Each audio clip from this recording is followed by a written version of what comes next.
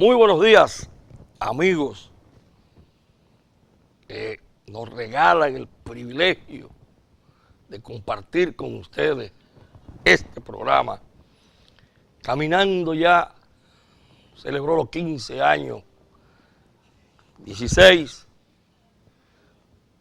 aquí de pie, firmemente convencido de que Jesús es el camino, la verdad y la vida. Que el cielo y la tierra pasarán, mas su palabra no pasará. Con un invitado con una experiencia enorme, un intelectual que no hace gala de lo que tiene en su mente, de los libros que ha leído, que hoy se actualiza también con la computadora. Con un evangelio que el Señor es pan de vida. Y vamos a escuchar a Ambrosio un momentito y nos vamos inmediatamente al evangelio. Por un pedazo de pan y por un poco de vino, yo he visto a más de un hermano abandonar su camino y por no dar de su pan y por no dar de su vino, yo he visto a más de un creyente perder de repente el sentido moral y vi que el camino se hará si se siembra justicia, amor e igualdad. Por un pedazo de pan, por un poco de vino, Dios se nos hizo manjar, se nos hizo camino. Por un pedazo de pan, por un pedazo de pan, por un pedazo de pan, por un pedazo de pan. Inmediatamente vamos a la lectura del evangelio en el día de hoy. Lectura del Santo Evangelio según San Juan. En aquel tiempo, al no ver allí Jesús ni a sus discípulos, la gente subió a las barcas y se dirigió en busca suya a Cafarnaúm. Al llegar a la otra orilla del lago, encontraron a Jesús y le preguntaron: Maestro, ¿cuándo has venido aquí? Jesús les dijo: Os aseguro que vosotros no me buscáis porque hayáis visto las señales milagrosas, sino porque habéis comido hasta hartaros. No trabajéis por la comida que se acaba, sino por la comida que permanece y os da vida eterna. Esta es la comida que os dará el Hijo del Hombre, porque Dios, el Padre, ha puesto su sello en él. Le preguntaron: ¿qué debemos hacer para que nuestras obras sean las obras de Dios? Jesús le contestó: la obra de Dios es que creáis en aquel que ha enviado. ¿Y qué señal puedes darnos?, le preguntaron, para que al verla te creamos. ¿Cuáles son tus obras? Nuestros antepasados comieron el maná en el desierto, como dice la Escritura, Dios les dio a comer pan del cielo. Jesús le contestó: les aseguro que no fue Moisés quien les dio pan del cielo. Mi Padre es quien da el verdadero pan del cielo, porque el pan de Dios es aquel que ha bajado del cielo y da vida al mundo. Ellos le pidieron: Señor, danos siempre de ese pan. Y Jesús les dijo: yo soy el pan que da vida. El que viene a mí nunca más tendrá hambre, y el que en mí cree nunca más tendrá sed. Palabra del Señor. Así lo dice Jesús: yo soy el camino, la verdad y la vida. Y el que viene por ese camino tendrá el pan. Pero Jesús no se refería a este pan que tiene levadura, a este pan que lo come, lo digiere y ya no existe. Jesús se refería a él pan eterno, el de la vida eterna. El que no se necesita pan, el que no se necesita nada, porque le dice, ustedes vienen a mí porque se hartaron. Entonces ahí lo habla como lo humano. Pero Jesús le hablaba de otro pan. Y cuando Jesús se refería a Moisés, se refería a que aquel pueblo no creía en nadie. A que aquel pueblo tuvo que pasar vicisitudes y primero le manda la ley de los 10 mandamientos.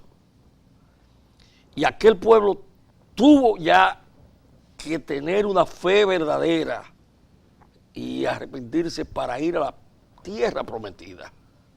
Así en el Evangelio de hoy, Juan, fíjense que los evangelistas son distintos. Mateo habla de una cosa, Lucas hace una descripción y Juan, los evangelios de Juan son siempre tiernos. Son evangelios que tienen mucha diferencia a los otros evangelistas o a algunas cartas de la de Pedro, que son creo que 2 o 3. Pedro tiene pocas cartas, porque Pedro no era un intelectual, aun cuando Pedro era la figura de la iglesia. Y se demuestra de nuevo cuando Pedro, sin ser el intelectual, es el único que tiene el entendimiento de que él era el Mesías, de que él era el enviado. Entonces, en el Evangelio de hoy, por eso le dice que el que viene hacia mí, pero no el que viene hacia él, sino al enviado por el Padre, que lo manda a él, para el que cree en él, para el que lo sigue en él, para el que tenga el sacrificio que él ha tenido y beba el agua que él bebió en el martirio y la crucifixión, llega a la vida eterna. Es una verdadera enseñanza. El que está harto de cuarto, de dinero, de poder, de riqueza, no va a la iglesia, no necesita nada. O voy a la iglesia los domingos. No. Él quiere el pan de la obra. Él quiere que tú compartas, porque yo soy el pan de vida que ha bajado de los cielos. Y ha bajado de los cielos ese pan para repartirlo. Tú que eres funcionario, para que no te robe el dinero. A ti no te han nombrado para eso. Que no seas glotón. Tú eres un funcionario para que funcione. Tú, empresario, para que no deje de pagar los impuestos. Y tú, laico, para que tú prediques, lo que tú predicas, lo apliques. Entonces ese es el pan. Y tú, sacerdote, que cuando te nombren en una parroquia no crean que tú eres un funcionario, que no es un puesto que te han dado. A ti te han mandado ahí como pastor para que pastoree las ovejas. De nada vale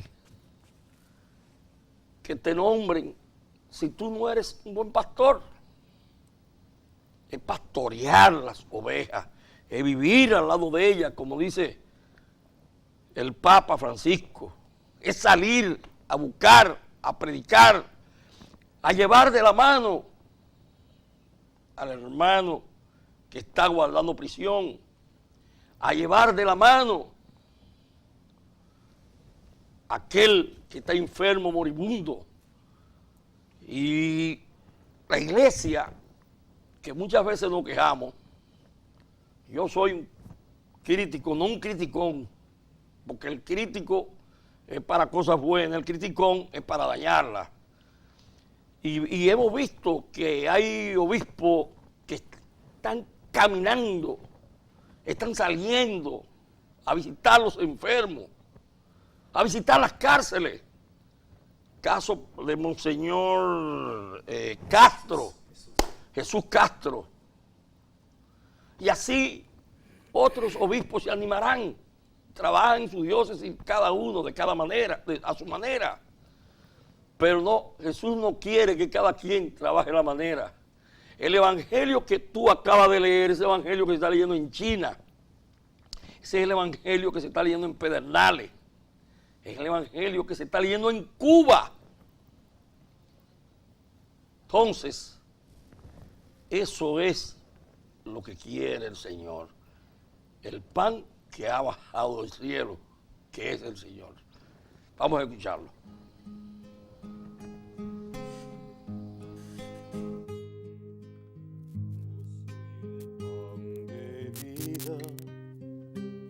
Y el que viene a mí no tendrá hambre, el que cree en mí no tendrá sed. Nadie viene a mí mientras mi Padre no lo acepte, y yo le resucitaré, yo le resucitaré, yo le resucitaré en el día final.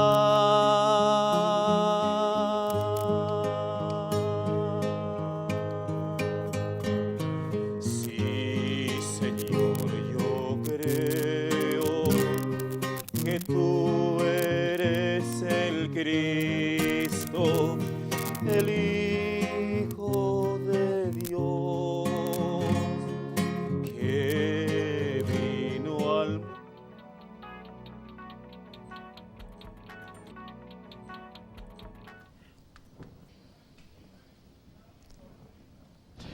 El Banco Popular, a tu lado siempre, presenta los minutos de Monseñor.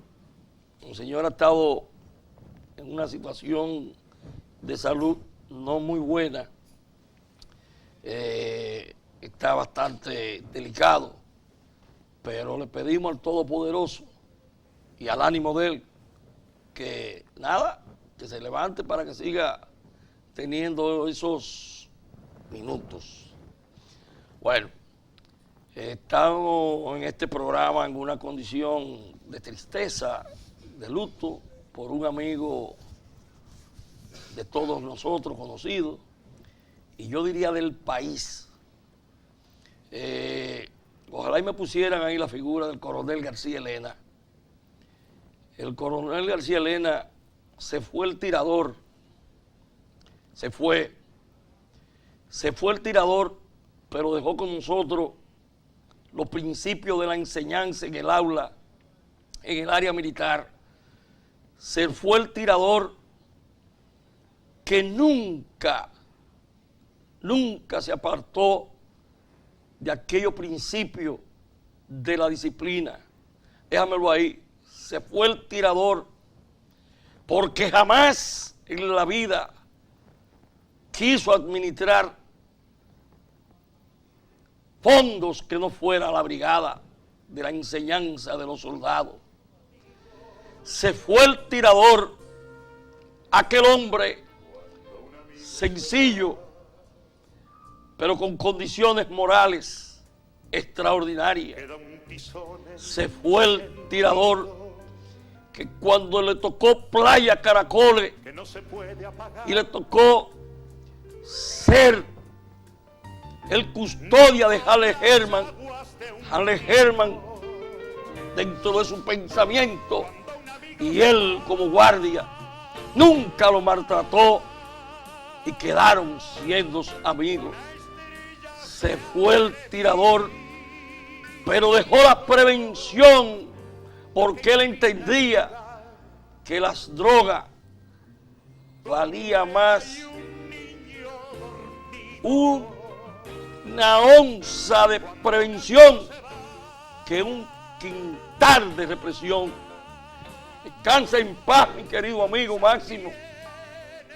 Nunca te irá del lado de nosotros. Se fue el tirador, pero quedó el amor para todos los que tienen principio como él. Descansa en paz, hermano.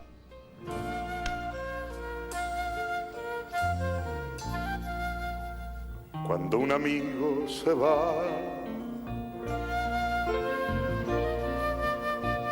galopando su destino,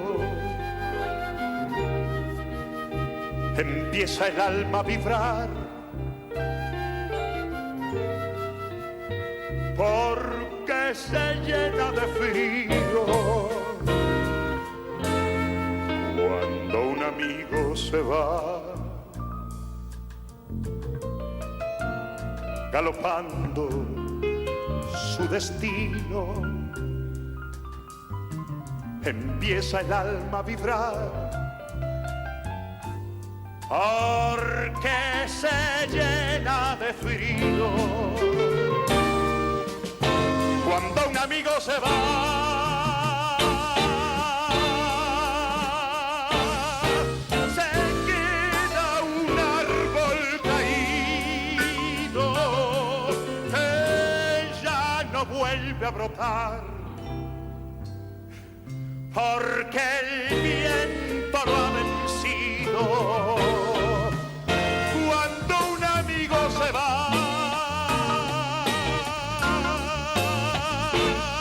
queda un espacio vacío que no puede llenar la llegada de otro amigo.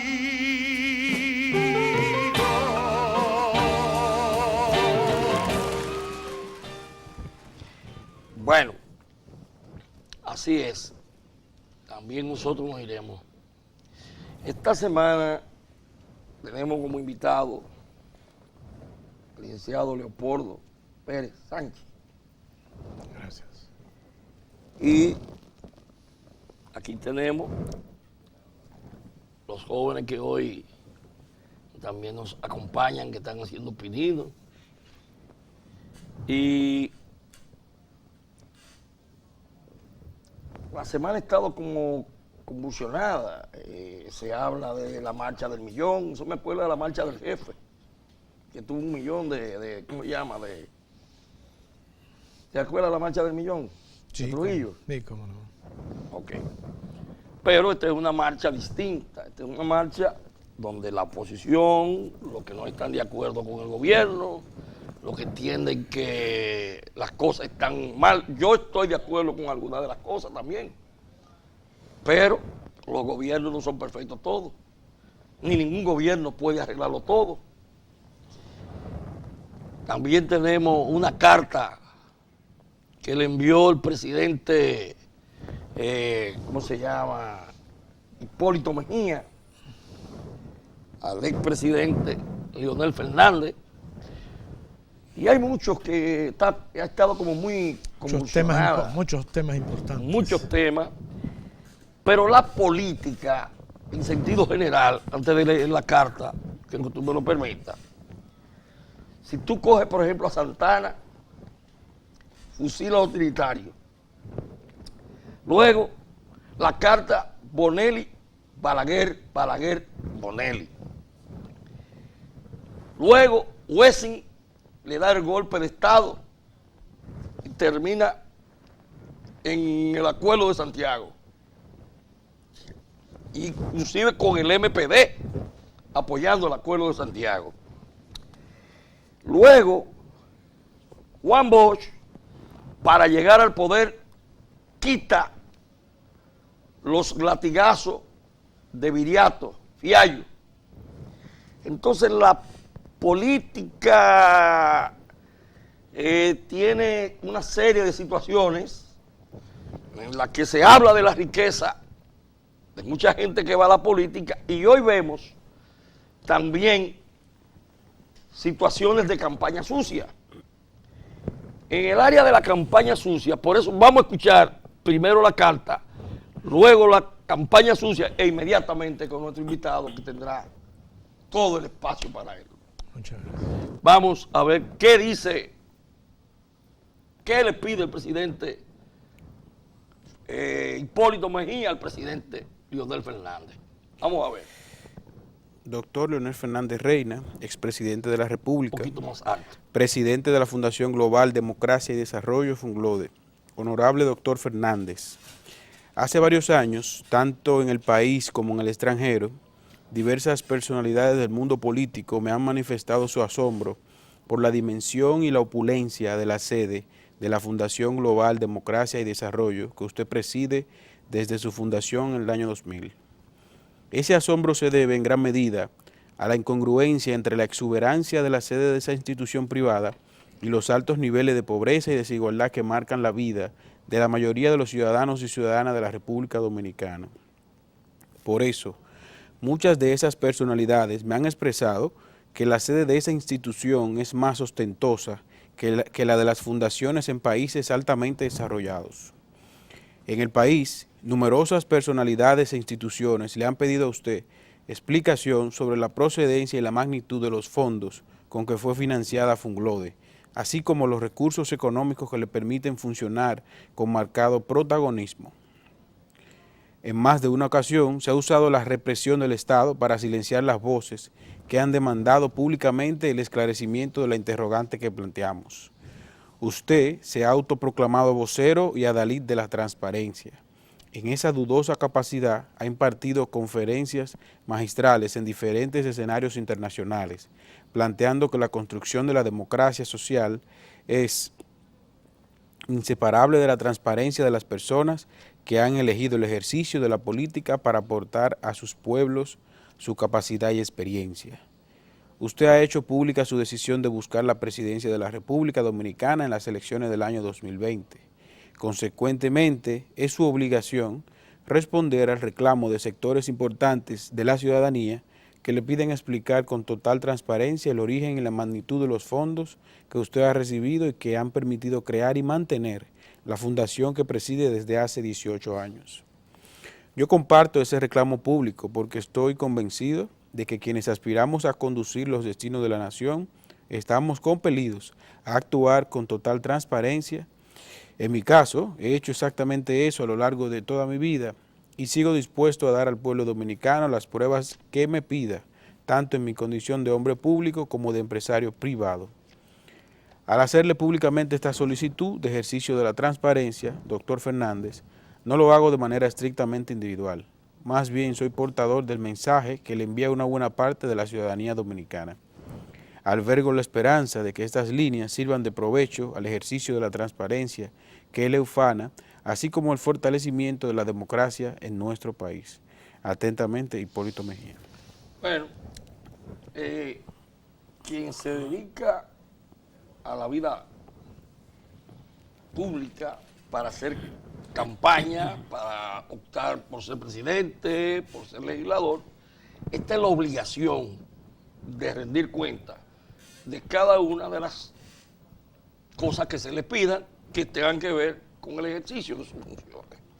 Ahora bien, el asunto de la campaña sucia está muy lejos de ahí, porque ahí lo que le han pedido al señor presidente Fernández que explique, y yo estoy seguro que él tiene la forma de explicar de dónde nacieron esos recursos. Si nos volvemos al tema de la campaña sucia, ojalá y lo tenga por ahí, ¿cómo se llama? Producción. En una ocasión, la red de abogados católicos se hicieron eco de la campaña sucia. Leo, producción lo tiene por ahí, la campaña sucia. Campaña sucia. La campaña sucia comenzaron con el presidente Danilo Medina. Yo no sé qué más le van a decir a Danilo Medina. A Balaguer, su amigo, le dijeron muñequito de papel. Entonces ahí está la campaña sucia. Y la campaña sucia se la voy a entregar a usted para que sea usted que la lea. Déjame la campaña sucia puesta ahí. Deja la campaña sucia. Déjamela, pónmela fija, Tráemela, la campaña sucia. Pero mientras tanto usted lo puede ir leyendo, doctor. La campaña sucia. Campaña sucia. ¿Y por qué la quitaron? Pómela. Vamos. No, síguela leyendo, doctor. El momento no es tan complejo como confusas son las sumas de los días que hacen de estas décadas un interminable corredor de intereses o de oscuras dificultades para procurar puntos de apoyo comunes que pudieran servir para la conciliación y desarrollo en todos los órdenes y latitudes. Tenemos, por ejemplo, la sencillez de los años, si a usted les tocaron, en que salíamos de las escuelas a dirimir a trompadas las diferencias que habíamos tenido en el aula. Teníamos al frente el código de honor que entonces llamábamos un pleito casado, cuya regla incluía la ausencia de arañazos y mordidas, y subconscientemente era la vigilancia pretérita de una guerra convencional. No había bomba atómica ni destrucción masiva, sino más bien desahogar las ideas represadas en el espíritu que acaso podían servir después para conciliación constructiva o para enmendar los errores de la equivocación. Llevado esto al plano político y más particularmente a la campaña del momento en términos de la campaña sucia, es de notar la diferencia entre lo que podríamos recibir como enseñanza y lo que acumulan estas décadas de bajezas infelices. Bosch, Balaguer, Peña Gómez, Jorge Blanco, Antonio Guzmán, Siempre pasa lo mismo. Masluta, por ejemplo, fueron estadistas que crecieron en el cielo político nacional y, por supuesto, fueron objeto de campañas sucias cuyos efectos ciertamente cubrieron la vida pública de odiosas manifestaciones morales. Siga, doctor, usted lo ha terminado. Por ejemplo, a Bosch, en su calumnia, le dijeron vendechino. A Peña Gómez le dijeron narcotraficante. Antonio Guzmán también fue objeto de situaciones de botaleche. A Peña Gómez, haitiano. A Magluta, gato chocolatero. A Leonel Fernández y yo, instrumento 3 semanas antes de las elecciones en una extraña operación promocional en el Hotel Embajador. A Abinader le sacaron el maltrato de una profesora en la Universidad de la Familia. A Hipólito Mejía le sacaron la supuesto dicho de que decía que las mujeres que trabajan en la casa de familia se comían los filetes. Y como si todo fuera poco, vamos a hablar qué pasó con Danilo Medina, porque a Danilo Medina también hay que ponerlo aquí. Y Danilo Medina, empero, dijo lo siguiente: como blanco especial y selectivo, es bueno explicar que siendo candidato presidencial en el 2012, advirtió: no me sumaré a la campaña sucia por crear odio, diatriba y el rencor, porque tal cosas nunca será bueno y siempre mandarán mensajes equivocados a los seguidores en medio de una campaña sucia.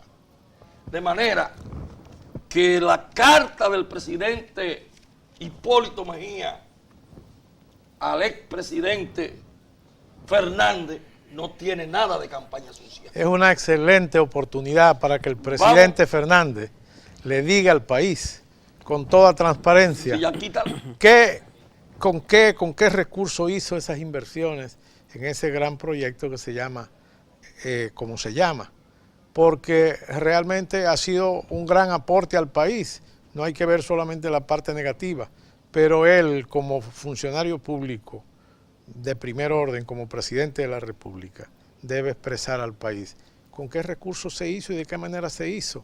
Eso no es motivo para que insulten al que le pregunta, porque realmente no se ha hecho de mala fe. Y el propósito no es condenarle, porque no hay razón para pensar que él hizo lo indebido, pero él debe demostrar y decir al país de qué manera lo hizo, de manera transparente. Y tengo con seguridad, él va a hacerlo, porque de otra manera él va a quedar ante la opinión pública como una persona deshonesta. Y el país entiende que si él está aspirando a la presidencia es porque él entiende que él es un hombre correcto. Quiere decir que esos insultos al presidente Hipólito Mejía lo que hacen es un mal servicio al presidente Leonel Fernández por sus colaboradores que entienden que él es una figura intocable, que él es una persona que no merece ninguna duda, cuando los filósofos griegos entendían que la base del entendimiento y de la inteligencia es la duda. Y si existe una duda, lo que hay que hacer es usar la palabra para demostrar que las cosas son distintas como alguien puede verlas. Es decir, que ahí está la gran oportunidad al presidente Leonel Fernández para que demuestre al país que él ha actuado con toda transparencia y que ha actuado con toda seriedad y honradez. La palabra es de él ahora, la pelota está en su cancha. Por ejemplo, también él debiera decir por qué cambió las escuelas vocacionales de las Fuerzas Armadas por cerveza. ¿Cómo así? Bueno, que le vendieron en su gobierno la escuela vocacional que estaba en la feria a la Cervecería Nacional Dominicana. Así fue eso. Y el pueblo lo que dice es que él la cambió por cerveza. Contrariamente a ese personaje que se llamó Joaquín Balaguer, que le acusaron siempre de ser guardista y de ser derechista y de ser todo lo malo del mundo. Y ese hombre quitó la jefatura del Ejército Nacional del 7,5 de la autopista Duarte para entregársela a la Universidad UNFU, para que una serie de profesores constituyeran una universidad. Es decir, que quitó un cuartel para hacer una universidad. Entonces usted dice no, que, yo esto, no digo, que esto entrega... No soy yo que lo digo. Cerraron la escuela de las Fuerzas Armadas para entregar a la cervecería. Eso, que él la cambió por cerveza. El presidente Fernández es un hombre que no toma alcohol, pero la cambió por cerveza. Como que tuvo esa preferencia. Hay muchos temas, doctor, actualmente en la opinión pública, como la elección de los jueces fiscales, como el caso de Brecht. Hay muchos temas de corrupción, pero esta carta viene justamente en este momento que el presidente Fernández está saliendo como un activista político y ahora Hipólito Mejía, no solamente la primera vez que ataca su figura política. Bueno, pero es lo normal. Al presidente Hipólito Mejía le han dicho cuantas cosas. Pero como oposición, Hipólito Mejía se debe a unos temas que está trabajando su partido político, como por ejemplo la explicación que pide Farideh Raful como diputada al Congreso con relación a unos pagos que se le hicieron a Joao Santana. ¿Por qué él no sale en defensa de su partido, porque ese no de la oposición? Eso no es el papel de él. Él lo que ha pedido es, si él pidiera eso, tuvieran que darle, pero él lo que ha pedido es que a Leonel que diga, por ejemplo, yo te puedo decir que el carro que tengo ahí afuera, como yo lo compré. Yo te lo puedo decir. Él lo que tiene es que hacerle una carta a Hipólito Mejía diciéndole, mire, después que yo salí del Estado, yo tenía unos ahorros que cuando trabajé en Estados Unidos, como catedrático, como abogado, fulano me dio una donación. Él tiene que ceñirse a eso, a contestar esa carta. Él no tiene que ceñirse a lo otro, porque ahora tú estás metiendo a lo que Farides, una mujer brillante, claro, con condiciones excepcionales, pero ese no es el tema. De todas maneras, no nos vamos a salir del gran invitado que tenemos hoy y luego vamos a discutir lo de Farides. Muchas gracias, Martín, nuevamente por estar en tu visto programa. Me llama mucho la atención como cristiano el tema del Evangelio del día. Ese hombre luminoso que cambió el mundo, Jesús de Galilea, nos dice en esa maravillosa epístola de hoy que el pan y el vino que Él va a dar le va a permitir al hombre ir a la vida eterna salvar su vida, salvar su existencia. Y hace 2000 años que se planteó eso, de ese hombre que escogió a un grupo de hombres del pueblo para constituir los 12 apóstoles que dirigirían la iglesia, que hasta hoy ilumina el mundo después de más de 20 siglos. Y ese debe ser un ejemplo para gobernados y gobernantes en el sentido de usar esa enseñanza para sacarle provecho permanente. Hace una semana vimos en la prensa nacional que el gobierno del presidente Medina celebró un consejo de gobierno.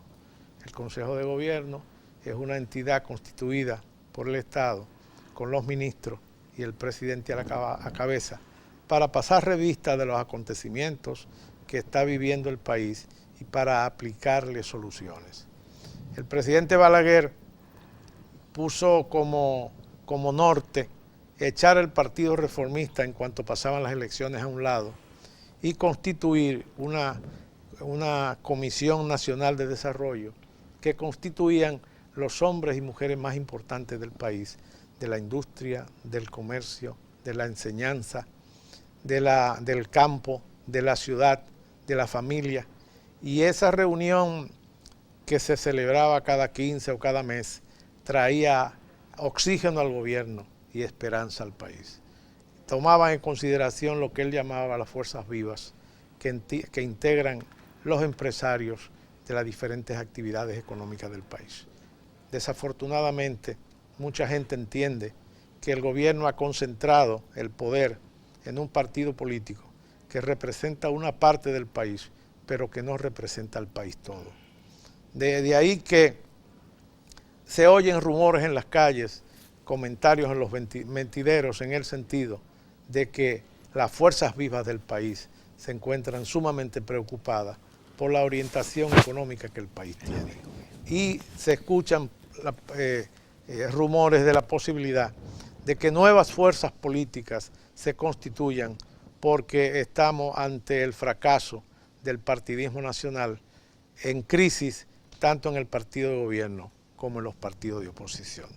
Y esperamos que esas cosas tengan un desenlace feliz para el país, porque hay demasiados hombres y mujeres constituidos en los valores principales de la nación en 170 años de existencia de la nación, como para que el país pueda tener un gobierno que se pueda renovar permanentemente.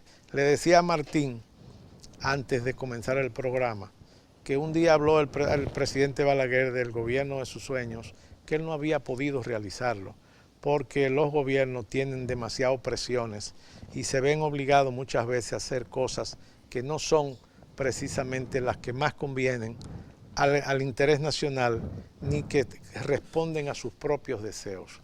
Y el presidente Medina, cuando inició su gobierno primero, hablaba de que él iba a constituir un gobierno de sus sueños y se entendía que iba a constituir un gobierno con representantes nuevos. Y no, por presiones políticas tuvo que hacer un gobierno nuevo con figuras viejas que ha mantenido por más de 14 años del partido de gobierno, el PLD, con personas que en principio crearon ilusión y crearon esperanza, pero que ya se ven desgastados, que ya no tienen el ánimo de antes y que no se siente el pueblo confiado en que van a venir nuevas cosas prometedoras para el país. Está a la vista el 16 de agosto. Estos gobiernos PLDistas han cambiado aquella orientación que le daba al país una esperanza en fechas patrióticas para que hubieran grandes cambios y nuevas figuras, crearan esperanzas nuevas y oxigenaran el gobierno. Este gobierno, con un presidente trabajador que hasta los domingos sale por ahí, por los campos, a llevar esperanza y a llevar soluciones, no ha tenido el coraje de un presidente que aparenta tenerlo, como para decirle a su partido: ganamos las elecciones con ustedes, ya ustedes han tenido la oportunidad de servirle al país y ha llegado el momento de la renovación. Yo aspiro a continuar si el pueblo entiende que no, pues dejo esto. Sin embargo, yo no quiero que el pueblo pueda rechazar a una reelección mía y que no rechace la reelección de ustedes. Yo entiendo que si se está en un ambiente de cambio, tenemos que comenzar cambiando con ustedes. Ya ustedes han tenido todos los privilegios y han tenido todas las posibilidades de servir al país, que es lo más importante para un hombre digno y un hombre comprometido con su nación. Vamos a darle espacio a otros. Pero eso mismo le están diciendo al presidente Fernández, muchos PLDistas. Ya usted fue 3 veces presidente. ¿Qué usted va a ofrecer de nuevo? Póngase a orientar el país. Busque la forma de cómo hacer un gobierno mejor, porque al final de cuentas lo que se busca no es que usted tenga más nombradía, ni más prestancia, ni más recursos, ni más apoyo. ¿Y no será que quiere competir con su líder? ¿Con cuál es el líder mío? Balaguer. Bueno, lo que pasa es que Balaguer, aún en la tumba, arrastra más y tiene más apoyo humano que esos hombres que le han servido al país, más bien para beneficio de los grupos y beneficios personales que para el país. Ese hombre está ahí y nuevas fuerzas vendrán para que el país tenga nuevas esperanzas. Ese movimiento de empresarios que cada día se manifiestan públicamente señalando que hace falta que tengamos esperanza, que la economía no puede continuar de esta manera, que más del 50% de la población vive en la pobreza y vive en la miseria, que eso crea las condiciones de inseguridad, de insalubridad, de insatisfacción, que hablan de una manifestación de 1 millón de personas, cosa que no es tan fácil de lograr, pero se siente una antipatía, se siente un rechazo a figuras oficiales tan importantes que el presidente debe entender que hay necesidad de una renovación, no para el 2000, para ahora, el 16 de agosto, a él nadie le impide renovar eso, y que contrariamente a lo que él pide, mantener el gobierno dependiendo de 32 hombres ahí en el comité político del partido de gobierno, le da a él menos simpatía que la simpatía que pudiera obtener si tuviera un gobierno renovado. ¿Y por qué no hacerlo? Es un hombre ya terminado políticamente, es un hombre que tiene familia, es un hombre que tiene aspiración de simpatía y de respaldo y de prestigio. ¿Por qué no hacerlo si él tiene voluntad para trabajar todos los días y hasta los domingos? ¿Por qué tener que andar detrás con esa gente que es un fardo tan pesado y un lastre tan pesado que no hay avión que lo levante? Estamos todos los días girando alrededor hace 20 años de los mismos problemas y no hay solución. La misma hambre, la misma administración de pobreza, la misma exportación de dominicanos que no pueden vivir en el país porque no hay empleo, el mismo resabio de más de 1000 bachilleres que ni estudian. Hablando justamente de la educación, y me va a permitir un segundito con este joven que tenemos también en el día de hoy. ¿Qué te parece a ti la educación, tú como joven? Bueno, la educación de nuestro país realmente está pasando por un momento muy difícil. Y ahora traigo a colación un estudio que realizó el Fondo de las Naciones Unidas para la Infancia. En una lista de 148 países, República Dominicana quedó en el último lugar en el área de matemáticas y ciencias y quedó en el puesto 156 en el área de educación básica. ¿Qué quiere decir esto? Tenemos un problema grave en el área de educación. Y lanzaron cifras también muy importantes que las voy a compartir. Ahí en ese estudio se reflejó que 205,000 niños y adolescentes de 5 a 17 años se encontraban fuera de las aulas en el año lectivo del 2015. El 18.2% de los niños de 5 años no están en educación inicial, lo que significa que de cada 100 menores, 18 no están inscritos en el nivel que le corresponde. Vamos a continuar escuchando al doctor para que ustedes hagan ahora de esas estadísticas que la dan organismos internacionales. Correcto. ¿Qué piensa usted de eso? El gobierno hace unos 2 o 3 años inauguró la tanda extendida, entendiendo que el hombre y la mujer viven ya fuera del hogar y que los hijos están dependiendo del servicio, de la calle o de la televisión. De ahí que el reclamo del Papa Francisco, hablando de la necesidad de que la familia se rescate. No hay posibilidad de solución en estos pueblos sin que esa familia se rescate. Y esa familia, para rescatarla necesita el apoyo en la escuela del maestro, bien formado, con los problemas resueltos y estudiando, preparando sus clases y preparándose para hacer el mejor de la inversión que un país puede tener, que es preparar sus recursos humanos. Las minas de oro, los ríos navegables, las tierras fértiles no tienen importancia frente a los recursos humanos de un pueblo, que es lo que da su riqueza. Entonces esa tarde tan extendida el presidente la inició en las tardes para rescatar a toda esa juventud que anda en las calles sin hacer nada, perdiendo el tiempo y contaminándose socialmente, y comenzaron en la tarde a enseñar disque a los muchachos. Resulta que no tenemos profesores para eso. Resulta que esos muchachos están perdiendo el tiempo ahí y han pasado los años y han venido ministros de educación y lo único que han hecho es construir nuevos edificios. El país no necesita nuevos edificios, el país lo que necesita son nuevos maestros. Y como decía el Libertador, las grandes necesidades de este pueblo son moral y luces. Y esa moral y esas luces solamente la da un buen profesorado y solamente le da una familia con sus problemas resueltos, con un empleo digno, que el gobierno disponga los recursos de manera equilibrada para que la nación progrese toda y que las provincias no están como cuando uno va, que parece que hace una semana que pasó un ciclón. El presidente debe enterarse de esas cosas.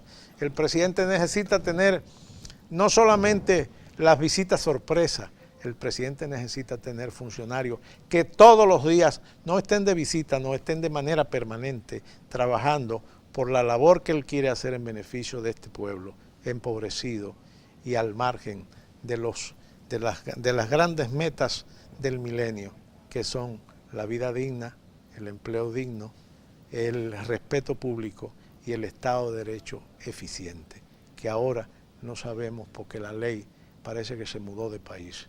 Hemos perdido el rumbo de la ley y hemos perdido el rumbo de la equidad y de la justicia. Se habla de la ley de partidos políticos, pero no se ponen de acuerdo. No se ponen de acuerdo porque el interés no es el proyecto nacional, el interés es la cuestión partidista. Hay un grupo de personas en el gobierno que entienden que hay que mantener el gobierno a como dé lugar. Y entonces la ley se va a discutir no con el propósito de aprobar una ley que le dé equidad y le dé participación igualitaria a todo el mundo, sino que le dé ventaja a los sectores oficiales.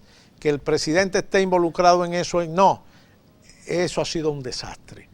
Pero, ¿y por qué la oposición no se ponen de acuerdo todos, que son mayoría? Bueno, no son mayoría, el gobierno tiene la mayoría. Bueno. Tiene en el Senado una cosa increíble en el mundo, que la oposición obtiene casi el 50% de los votos y tiene 2 representantes. Eso no ocurre en ningún lugar del mundo. Eso hay que y le vamos también a echar ese cubo de agua a Danilo Medina. Pero no es Danilo Medina, no hay que personalizarlo, es al gobierno, porque el presidente... ¿Al gobierno o al Estado? No, el Estado no, el Estado es una figura jurídica diferente, impersonal. Estamos hablando de un gobierno que tiene ministros que entienden que tienen que reelegirse, porque esa gente no está detrás de la reelección de Danilo, ni en la mejoría del país, esa gente está por reelegirse ellos. Y entonces ellos hacen todas las trampas del mundo para que no se aprueben. La Junta Central Electoral ha propuesto desde hace 20 años una ley donde hay equilibrio en la participación y equidad y respeto para todo el mundo por igual. Y no hay posibilidades. Ahora mismo acaba de dictar una orden de que hay que cumplir la ley porque no se puede hacer campaña fuera de los tiempos de campaña, como dice la ley. Y la han irrespetado todo. Pero la Junta lo que tiene es la moral que le da el hecho de ser un organismo constitucional de la República, pero no tiene ejército para aplicarlo. Es como la Iglesia Católica, que lo que hace es convencer a la gente para que se comporten debidamente, no con la guardia, sino de manera voluntaria y de conciencia. No, la Iglesia anuncia y denuncia. ¡Qué barbaridad! El programa ha terminado. Se terminó. ¡Qué corto! ¿Y por qué dura tan poco la suerte del pobre? Bueno, pero lo vamos a terminar siempre con la herencia de San Juan Pablo II, cuando dijo: vamos a construir un mundo donde no haya gente tan rica, que no necesite nada, y tan pobre que lo necesite todo. Ambrosio, caminante.